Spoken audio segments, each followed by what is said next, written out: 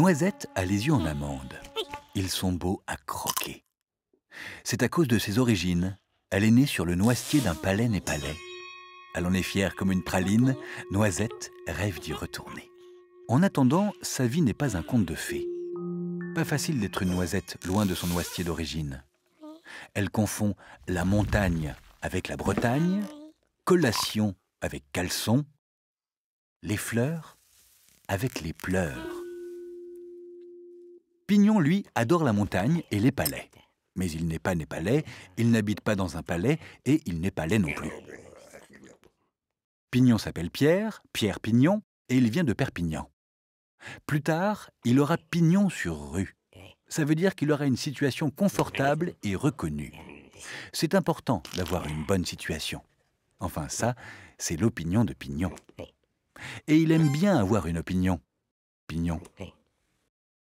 Par contre, Pignon n'aime pas trop ce qu'il ne connaît pas.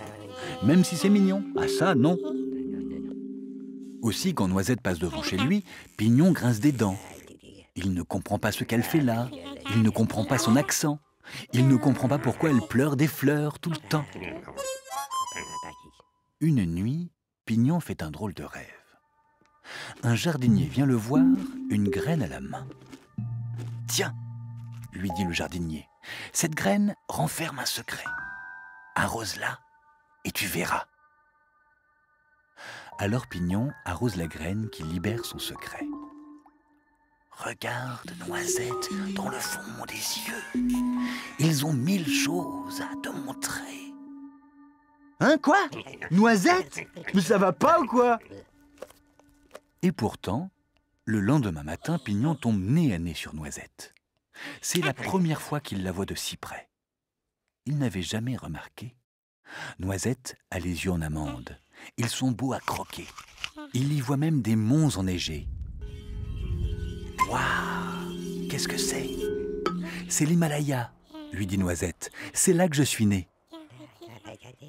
Depuis ce jour, Noisette et Pignon ne se quittent plus. Ils se dévorent des yeux toute la journée sur les sommets des monts népalais. La différence, ça se respecte. C'est comme ça, et puis voilà.